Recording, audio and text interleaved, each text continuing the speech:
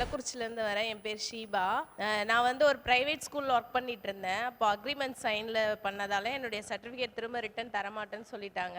Prayer பண்ணக்குள்ள brother சொன்னார், உங்களுக்கு கிடைக்காத எல்லா பொருளும் சரி, உங்ககிட்ட சேராத எல்லா சர்டிஃபிகேட் எதுவானாலும் உங்களை தேடி அவங்களே ஃபோன் பண்ணி கூப்பிடுவாங்கன்னு சொன்னாங்க. அதே மாதிரி சனிக்கிழமை வந்து ஞாயிற்றுக்கிழமை முடிஞ்சு திங்கக்கிழமை காலைல 10 மணிக்கெலாம் அவங்களே வந்து உங்களுடைய சர்டிஃபிகேட்லாம் வாங்கிக்கோங்கன்னு சொன்னாங்க. ஹல்லேலூயா. கர்த்தருக்கு ஸ்தோத்திரம். என் பேர் வந்து பிரியங்கா. என் கல்யாணம் ஆகி 2.5 வருஷம் ஆகுது. எனக்கு வந்து 2 ப்ரெஸ்ட்லையுமே வந்து எனக்கு கட்டி இருந்துச்சு. பிப்ரவரி மாதம் வந்து அதை செக் பண்ண போனோம். இப்போ டாக்டர் வந்து சொன்னாங்க, ஒரு கட்டி மட்டும் ரொம்ப வித்தியாசமாக இருக்குது, அது வந்து அது கேன்சராக இருக்குமோன்னு யோசிக்கிறோம், பயாப்சி எடுக்கலாம் அப்படின்னு சொல்லிட்டு சொன்னாங்க. பயாப்சி கொடுத்துட்டு சரி இந்த ப்ரேயருக்கும் தனியாக தான் வந்தேன். வழி ஃபுல்லாக அழுதுகிட்டே தான் வந்தேன். அங்கிள் ஒரு வார்த்தை சொன்னார், இந்த மாதிரி பிரெஸ்ட்டில் வந்து ஒரு சிறு கட்டியோடு வந்திருக்காங்க, அவங்க வந்து அது கேன்சராக இருக்குமோன்னு சொல்லிட்டு பயந்துட்டு இருக்காங்க. பரலோகத்துலேருந்து ஒரு அக்னி வந்து அந்த கட்டியை வந்து இப்பொழுது எரிக்குது, அந்த கட்டி வந்து நார்மலாக மாறுது அப்படின்னு சொல்லிட்டு சொன்னாங்க. நான் அதுக்கப்புறம் போயிட்டு டாக்டர் கிட்ட செக் பண்ணும்போது அந்த கட்டி நார்மலான கட்டி, அதில் எந்த பிரச்சனையுமே இல்லை அப்படின்னு சொல்லிட்டாங்க. எல்லாம்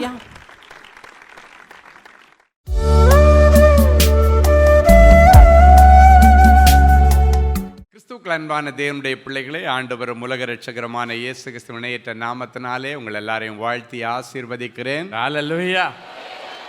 இன்னைக்கு வரைக்கும் உங்கள் வீட்டில் தரித்திரம் இருந்திருக்கலாம். இன்னைக்கு பிறகு ஆஸ்தியும் ஐஸ்வர்யமும் உங்கள் வீட்டில் இருக்கும், அப்படின்னா தங்கும் அப்படின்னு ஆண்டவர் சொல்கிறார்.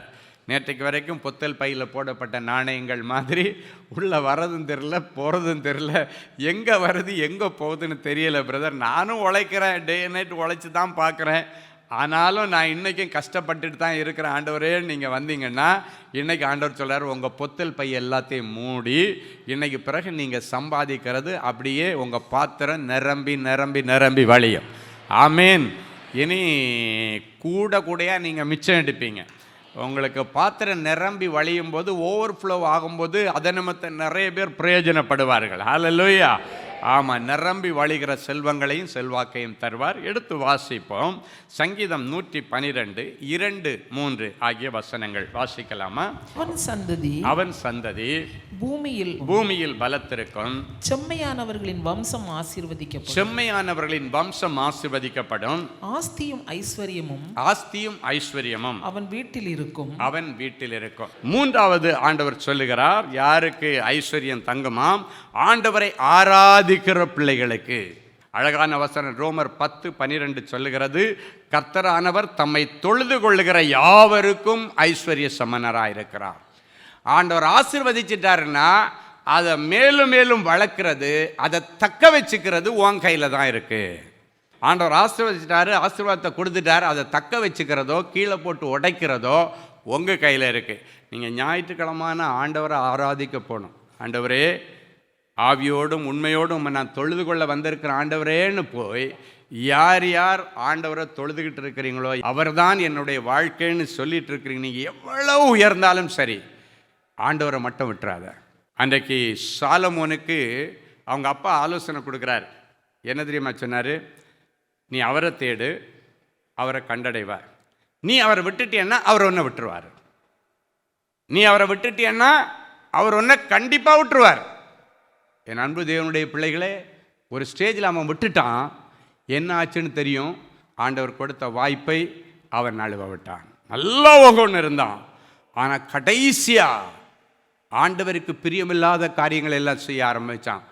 ஆரம்ப நாட்களில் பைபிளில் சாலமோனை பற்றி பார்க்கும்போது, ஆண்டவருக்கு ஆராதிக்க ஆலயம் இல்லைன்னு சொல்லிட்டு அதை ஒரு அட்வான்டேஜாக எடுத்துகிட்டு அதனால் நான் ஆராதிக்கலைன்னு சொல்லாத அளவுக்கு வெளி இடத்துல தனியாக பலிபீடத்தை கட்டி ஆராதித்தான். அதனால் ஆண்டவர் அவனுக்கு ஆலயத்தை கட்டுகிற வாய்ப்பை கொடுத்தார்.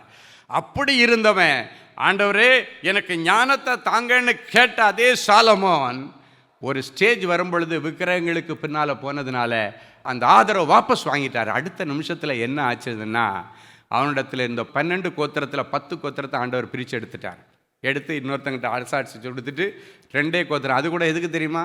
அவங்க அப்பாவுக்கு வாக்கு கொடுத்துட்டார், அவன் பிள்ளை தெருவில் விட மாட்டேன்னு. அவங்க அப்பாவுக்காக வேண்டி தான் அது கூட கடைசியாக கொடுத்தார். என் அன்பு தேவனுடைய பிள்ளைகளே, இன்னைக்கு ஆண்டவருடைய நாமத்தில், ஆண்டவருடைய ஸ்தானத்தில் நின்று ஆண்டவருடைய ஸ்தானாதிபதியாய் சொல்லுகிறேன், அவன் ஆண்டவரை தொழுது கொண்டிருக்கிறது வரைக்கும் he was the only one richest king. ஆனால் என்னைக்கு ஆண்டவரை தொழுது கொள்கிறதுக்கு பதிலாக தேவையில்லாத பலிபீடங்களை கட்டி தேவையில்லாததையெல்லாம் செய்ய ஆரம்பித்தானோ, அதன் பிறகு அவனிடத்தில் இருந்ததை எடுத்து போடக்கூடிய சூழ்நிலைக்கு வந்தது. இன்னைக்கு ஆண்டவர் சொல்ல சில நேரங்களில் விட்டுட்டே இருப்பார். சரி கோஹெட்னு விடுவார்.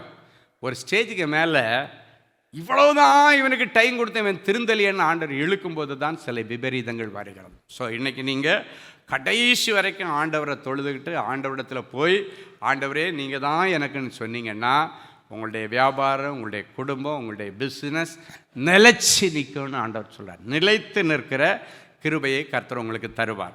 எப்போவுமே கீழேருந்து மேலே போகலாமே தவிர மேலேருந்து கீழே வரக்கூடாது. அவனுடைய தகப்பனாகிய தாவீது கீழே இருந்து மேலே போய் உச்சியில் இருந்தான். புகழின் உச்சியிலே, வளர்ச்சியின் உச்சியிலே, ஆசீர்வாதத்தின் உச்சியில் இருந்தான். அவனை அரசாட்சியை விட்டு இறக்க யாராலே முடியலை. ஆனால் அவனாக தான் எனக்கு போதும் ஆண்டவரேன்னு திருப்தி அடைந்து, இதுக்கு வயசாச்சு, இதுக்கு மேலே நான் ரெஸ்ட் எடுத்துக்கிறேன், என் பிள்ளைங்கிட்ட ஆண்டவர் பண்ணுறேன்னு போனானே தவிர ஒரு பயலாலையும் அவனை இறக்க முடியலை. ஏன் தெரியுமா? அவன் கடைசி வரைக்கும் ஆண்டவரை சார்ந்து நின்னான். கடைசி கூட ஆண்டவருக்கு ஆலயத்தை கட்டும்போது கூட அதில் ஒரு அழகான வசனம் இருக்கிறது, என் கர்த்தருடைய ஆலயத்தின் மீது நான் வைத்திருந்த வாஞ்சையின் நிமித்தம். அப்படின்னா அவன் போகிற சர்ச்சு மேலே அவ்வளோ பைத்தியமாக இருந்தானா, ஆண்டவர் மேலே அவ்வளோ பைத்தியமாக இருந்தானா. வந்துட்டு சர்ச்சு கட்டுறதுக்காக அந்த காரியங்கள் நடக்கும் பொழுது அவன் ஆலயத்தில் வந்து நின்று பிரசங்கம் பண்ணுகிறான். என் ஆண்டவருடைய ஆலயத்தின் மீது நான் வைத்திருக்கிற வாஞ்சையின் நிமித்தம், ஆண்டவருடைய ஆலயத்திற்காக நான் சேர்த்து வைத்த வெள்ளியையும் பொன்னையும் மரங்களையும் கோமேத கற்களையும் தவிர எனக்கு ஃபியூச்சருக்கு உதவன்னு வச்சிருந்த என்னுடைய பர்சனல் பொன்னையும் பொருளையும் கர்த்தருடைய ஆலயத்துக்கு கொடுக்கிறேன். அது எங்கே இருக்காரு யோசித்து பாருங்க. அதனால தான் ஆண்டவர் சொன்னார், எனக்கு இருதயத்திற்கேற்றவன். நீ எவ்வளோ பெரிய பிஸ்னஸ் மேன் ஆகி எத்தனை பேருக்கு நீ இருதயத்துக்கு ஏற்றவங்களா இருக்கிறீங்களா, அது முக்கியமல்ல. என் ஆண்டவருடைய இருதயத்திற்கு ஏற்றவங்களா நீங்கள் நிற்கணும். ஹல்லேலூயா. ஆமாம், அதுதான் முக்கியம். அவன் வாழ்ந்துட்டு மேலே போயிட்டே இருந்தான். ஆனால் சில நேரங்களில் ஆண்டவர் கொடுத்த அந்த பிளாட்ஃபார்ம் அவன் கொஞ்ச நாள் அவனால் மெயின்டைன் பண்ண முடிஞ்சிச்சு. அதுக்கப்புறம் 10 பார்ட்டை விட்டுட்டானே, 2 தானே இருந்துச்சு. அப்படி ஒரு நாளும் இருக்கக்கூடாது. என் அன்பு தேவனுடைய பிள்ளைகளை, அவன் சாலமோன் ஞானி, ஞானத்தில் சிறந்தவன். கடைசி நிமிஷத்தில் அவன் திருந்திட்டு ஆண்டவர்கிட்ட சொல்கிறான், எல்லாம் வீண், எல்லாம் மாயை. அவன் கண்டுபிடிச்சிட்டான். கடைசியாக விழுந்ததுக்கு அப்புறம் தான் புத்தி வருது அவனுக்கு. என் அன்பு தேவனுடைய பிள்ளைகளை, விழுந்ததுக்கு அப்புறம் புத்தி வரக்கூடாது. நீ வாழ்ந்துட்டு இருக்கும் பொழுதே புத்தியை ஸ்டடியாக வச்சுக்கணும். எல்லாம் விழுந்ததுக்கு பிறகு சொல்கிறான், எல்லாம் மாயை, எல்லாம் மாயைன்னு சொல்கிறான். என் அன்பு தேவனுடைய பிள்ளை, இன்னைக்கு ஆண்டவர் சொல்கிறாரு, ஆண்டவரை ஆராதிக்கிறதுல நீங்கள் முன்னிடத்தில் இருக்கணும். ஆண்டவருக்கு எது ரொம்ப பிடிக்கும் தெரியுமா? உன்னுடைய துதி பலி, உன்னுடைய ஆராதனை பலி. காலையிலே வந்து உட்காந்து ஆண்டவரை கொஞ்ச நேரம் துதித்து மகிமைப்படுத்தி ஆண்டவரை புகழ்ந்தீங்கன்னா ஆண்டவர் மயங்கி நின்று கேட்பார், உனக்கு என்ன வேணுமோ கேளு. இன்றைக்கி நீங்கள் ஒரு தீர்மானம் எடுக்கணும். முதல்ல ஆண்டவரை ஆராதிக்கணும். ஆண்டவரை ஆராதிக்க போகிற இன்னைக்கு நீங்கள் அதுக்கு முதலிடம் கொடுத்து பாருங்கள். உங்கள் பிஸ்னஸில் கர்த்தர் உங்களை முதல் இடத்துல வைப்பார். ஹல்லேலூயா. அடுத்த 4வதாக கடைசியாக ஆண்டவர் சொல்கிறாரு, யாருடைய வீட்டில் ஆஸ்தியும் ஐஸ்வர்யமும் இருக்குமா? இறைக்கிறவனுடைய வீட்டில் இருக்குமா? எடுத்து வாசிப்போம். 1 தீமோத்தேயு 6ஆம் அதிகாரம் 18வது வசனம் சொல்லுகிறது, நன்மை செய்யவும் நற்கிரியைகளில் ஐஸ்வர்யவான்கள் ஆகவும். அப்படின்னா நீ ஐஸ்வர்யவான் ஆகணும்னா நீ நற்கிரியைகள் செய்யணும். அப்படின்னா ஏழைகளுக்கு உதவணும், கஷ்டப்படுறவங்களுக்கு உதவி செய்யணும், குடும்பத்தில் யாராவது கஷ்டப்பட்டாங்களா அவங்கள தாங்கணும், அவங்கள அற்பமாக நினைக்கக்கூடாது. இன்றைக்கி நீங்கள் உங்களுடைய பிஸ்னஸில் இன்றைக்கி ஒரு தீர்மானம் எடுத்துருப்பாங்க, ஆண்டவரே என்னுடைய பிஸ்னஸை ஆசீர்வதிங்க, நான் 10 ஏழை பிள்ளைகளை படிக்க வைப்பேன், 10 விதவைகளுக்கு நான் திருமணம் பண்ணி வைப்பேன், இளவயதின் விதவைகளை நான் வாழ வைப்பேன், இல்லைன்னாச்சும் அவங்களுக்கு நான் திருமணம் பண்ணி வைப்பேன், இல்லைன்னா விதவைகளுக்கு ஏதோ ஒரு தொழில் செய்கிறதுக்கு நான் உதவியாக இருப்பேன் அப்படின்னு நீங்கள் சொல்லி பாருங்கள். அதை செய்யணும். சொல்கிறது மட்டும் இல்லை, செய்யணும். அதான் என்னை சொன்னேன், உங்கள் வியாபாரத்தில் ஆண்டவரை உங்களுக்கு ஒரு நல்ல பார்ட்னராக வச்சுட்டிங்கன்னா, அவரை ஹெட்டாக வச்சுட்டிங்கன்னா ஆண்டவர் உங்களுக்கு ஆலோசனை கொடுத்துக்கிட்டே இருப்பார். நிறைய பேருடைய வாழ்க்கையில் அந்த தடம் புரண்டு போகிறது என்னென்னா, பிஸ்னஸை கொடுத்த ஆண்டவருக்கே பிஸ்னஸில் இடம் இல்லை. நிறைய பெற்றோர்கள் பிள்ளைகளுக்கு வீடை கட்டி கொடுப்பாங்க. கடைசி காலத்தில் பார்த்தீங்கன்னா அந்த பெற்றோரை வீட்டில் வைக்க மாட்டான். இவன் சந்தோஷமாக அந்த வீட்டில் இருப்பான், அவங்கள கொண்டு போய் ஓல்டேஜ் ஹோமில் விட்டுருப்பான். நிறைய பேர் விட்டுடுறாங்க. அவங்க கொடுத்த வீடு அவனுக்கு வேணாம், ஆனால் அவங்க வேண்டாம். அவங்க சம்பாதிச்ச பணம் வேணும், ஆனால் அவங்க வேண்டாம். அவங்களுக்கு டேட்டியாக தெரிகிறாங்க. இன்னும் உங்கள் அப்பா அம்மா ஆண்டவருக்கு அடுத்தபடியா முன்மாதிரியான உங்களுடைய மூப்பர்கள், உங்களுக்கு ஆண்டவருக்கு அடுத்தபடிய ஸ்தானத்தில் இருக்கிறவங்க, அவங்கள ஒரு நாள் நீங்கள் தெருவில் விட்டுறக்கூடாது. நிறைய பேர் என்ன செய்கிறது, என்ன அம்மாவுடைய பணம் வேணும், அம்மாவுடைய வீடு வேணும், அப்பாவுடைய வீடு வேணும், அப்பாவுடைய பணம் வேணும். ஆனால் அப்பா அம்மாவை அப்படி தள்ளி வச்சு தான் பார்ப்பான். இன்னும் சில நேரங்களில் ஆண்டவரவங்களை தள்ளி வச்சிருப்பார். அவ்வளோதான், தள்ளிடு அப்படின்றார்.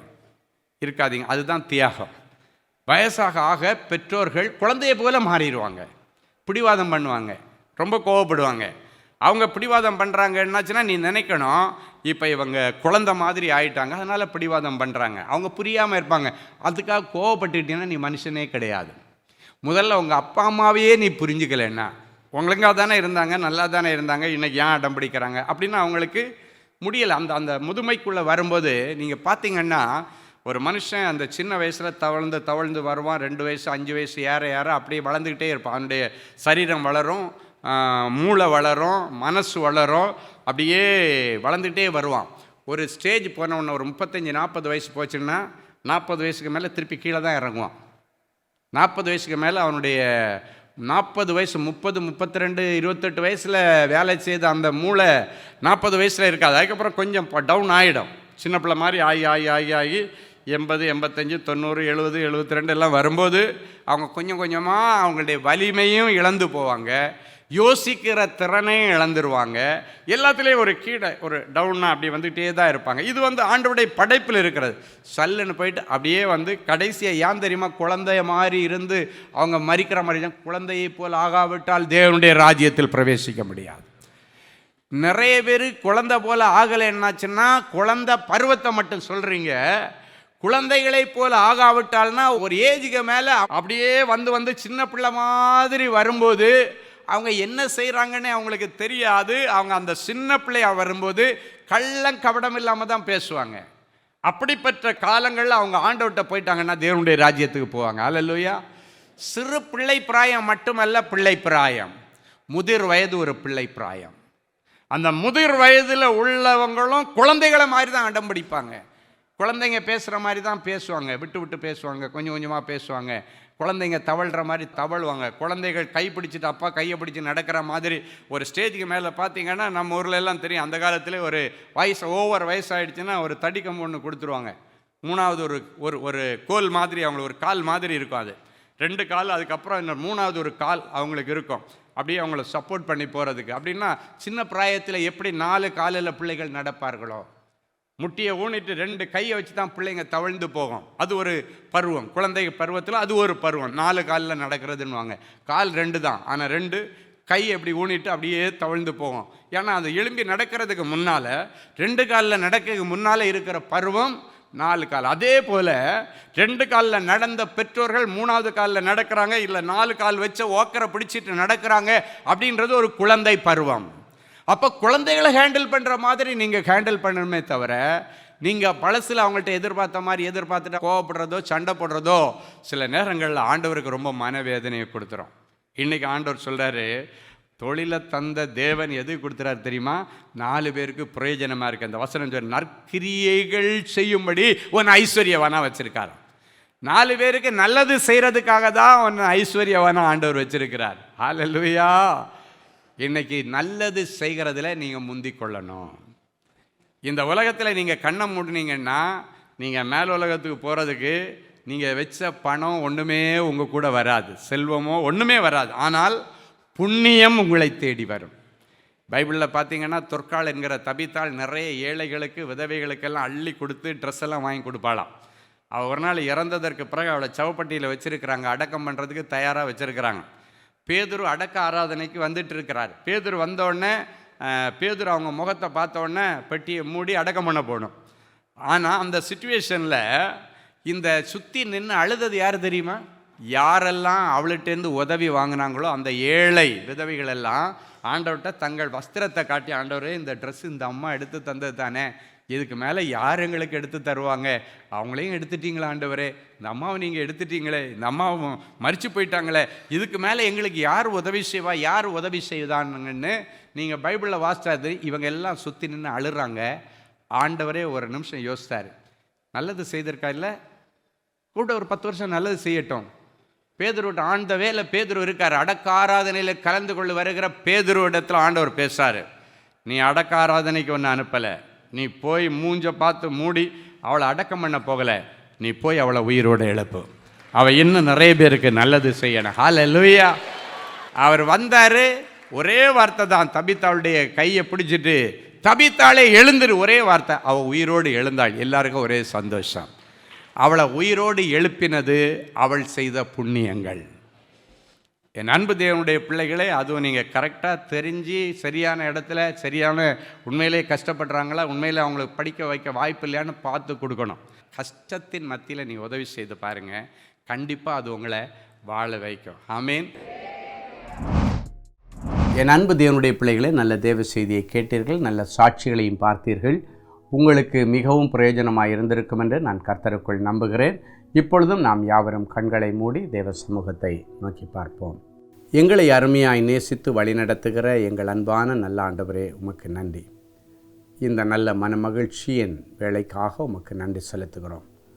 இப்பொழுதும் எனக்காக யார் வழக்காடுவார்கள், எனக்காக யார் யுத்தம் செய்வார்கள், எனக்காக யார் பரிந்து பேசுவார்கள், என் சைடில் யாருமே இல்லையே, தட்டி கேட்க யாரும் இல்லாததுனால எல்லாரும் என்னை விழுங்க பார்க்கிறார்களே என்று சொல்லி அநேக பிள்ளைகள் மனம் கசந்து அழுது கொண்டிருக்கிறதை ஆண்டவர் பார்க்கிறேன். அப்படிப்பட்ட பிள்ளைகளுக்காக கண்ணீரோடு உம்முடைய பாதப்படியில் விழுந்து நான் செபிக்கிறேன். யார் உன்னை கைவிட்டாலும் நான் உன்னை சேர்த்து கொள்வேன் என்று சொன்னவரே, என் அன்பு பிள்ளைகளுக்காக நீர் இந்த நேரத்தில் இறங்கி வாரும். யார் யார் இவர்களை விழுங்க பார்க்கிறார்களோ அவர்களுக்கு முன்பாக கர்த்தர் எழுந்தருளி நிற்பீராக. யார் யார் இவர்கள் கீழே விழுந்தா கை கொட்டி சிரிக்கலான்னு நின்று கொண்டிருக்கிறார்களோ அவர்களை ஒரு விசை கர்த்தர் கண்ணோக்கி பாரும். என் பிள்ளைகளுக்கு நீர் இன்றைக்கு விடுதலையின் நாயகனாக, அற்புதங்களை செய்கிற தேவனாக, அதிசயங்களை நடப்பிக்கிற தேவனாக, என் பிள்ளைகளுக்காக வழக்காடி யுத்தம் செய்து யாவற்றையும் செய்து முடிக்கிற தேவனாக நீர் இறங்கி வந்திருக்கிறபடியினால் உமக்கு நன்றி. எந்தெந்த காரியங்களை குறித்து என் பிள்ளைகள் கலங்கி கொண்டிருக்கிறார்களோ அந்த காரியத்தில் ஆண்டவர் ஒரு அற்புதத்தை நடப்பியும். என் பிள்ளைகளுடைய செல்வங்களை யார் யார் பிடுங்கி வைத்து கொண்டு கொடுக்காமல் இருக்கிறார்களோ அவர்களை சந்தித்து அவர்களிடத்திலிருந்து அதை மீட்டெடுத்து நீர் கொடுப்பீராக. இழந்து போனதை தேடவும் மீட்டு கொடுக்கவும் இந்த பூமியில் வந்தேன் என்று சொன்ன தெய்வம், இவர்கள் இழந்து போன செல்வங்கள், உடைமைகள், சொத்துக்கள், பெயர், புகழ் அத்தனையும் இவர்களுக்கு வாங்கி தருவீராக. இவர்கள் இழந்து போன அபிஷேகம் மறுபடியும் இவர்களுக்கு நீர் கொடுப்பீராக. ஆண்டவருடைய பெரிய தயை இவர்கள் மேலே தங்கியிருப்பதாக. வியாதியோடு கண்ணீரோடு விழுந்து கிடக்கிற என் பிள்ளைகளை கண்ணோக்கி பார்த்து, எனக்கு விருப்பம் உண்டு மகனே மகளே நீ சுகமாகு என்று உம்முடைய வார்த்தையை அனுப்பி அவர்களை குணமாக்கும். மரண கட்டுகளிலிருந்து என் பிள்ளைகளை நீர் விடுதலை ஆக்குகிறதற்காய் உமக்கு கோடி ஸ்தோத்திரங்களையும் நன்றி பலிகளையும் காணிக்கையாய் சமர்ப்பிக்கிறோம். கர்த்தருடைய நாமம் பலத்த துருகம், நீதிமான் ஓடி அதிலே சுகமாய் தங்கியிருப்பான் என்று சொன்னீரே.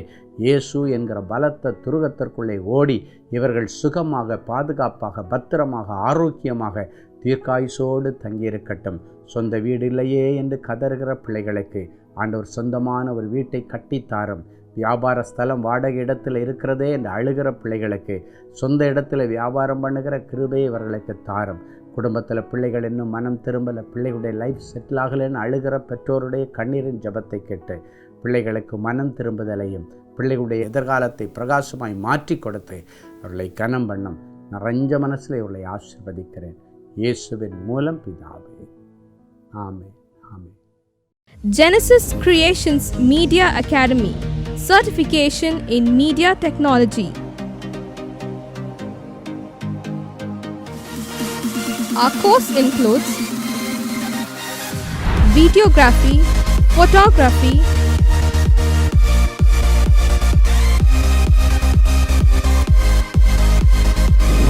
live video mixing,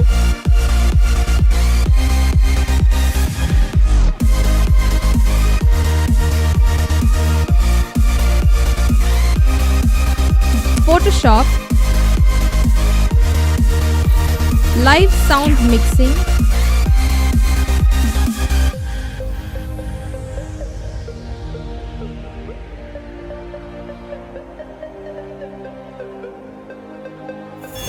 drone cinematography,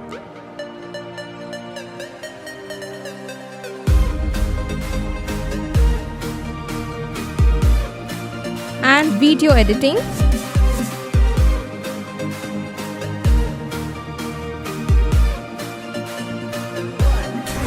Praise the Lord. I welcome you all on behalf of Genesis Creations Media Academy. இந்த கோர்ஸ் நாங்கள் ஸ்டார்ட் பண்ணதுக்கான மெயின் ரீசன்ஸ் பார்த்தீங்கன்னா 3 பெனிஃபிட்ஸ் இருக்குங்க. ஃபர்ஸ்ட் பெனிஃபிட் பார்த்தீங்கன்னா இந்த கோர்ஸ் வந்து ஜஸ்ட் 3 months கோர்ஸ் தான். நீங்கள் 3 months இந்த கோர்ஸை நீங்கள் படித்து முடிச்சிடலாம். செகண்ட் பெனிஃபிட் பார்த்தீங்கன்னா இது வந்து ரொம்ப காஸ்ட் எஃபெக்டிவ். ஸோ நீங்கள் ஈஸியாக அஃபோர்ட் பண்ணி இந்த கோர்ஸை நீங்கள் படித்து முடிக்கலாம். மூணாவது பார்த்தீங்கன்னா இங்கே வந்து professional teaching with professional equipments கொடுக்குறோம். ஸோ நீங்கள் ஃப்யூச்சரில் எங்கேயாவது போய் ஜாப் ஜாயின் பண்ணாலும் சரி, இல்லை நீங்கள் வந்து பிஸ்னஸே ஆரம்பித்தாலும் சரி, அந்த ப்ரொஃபஷனல் எக்யூப்மெண்ட்ஸை ஹேண்டில் பண்ணுறதுக்கான ப்ரொஃபஷனல் ட்ரைனிங் நாங்களே உங்களுக்கு கொடுத்துருவோம். ஸோ நீங்கள் கோர்ஸ் முடிச்சுட்டு வெளியே போகும்போது உங்களுக்கு ஜாப் கைடன்ஸ் அண்ட் இன்டர்ன்ஷிப் நாங்களே கொடுத்துருவோங்க. ஸோ இதுக்கும் மேலே உங்களுக்கு ஏதாவது டீட்டெயில்ஸ் வேணும்னா நீங்கள் ஸ்டாஃபை காண்டாக்ட் பண்ணலாம். உங்களுக்கு எல்லா டீட்டெயில்ஸும் கொடுப்பாங்க. வாங்க நம்ம கிளாஸ் ரூமில் சந்திக்கலாம். Thank you. For further details, contact 7824850999 or visit our website at www.genesiscreations.in.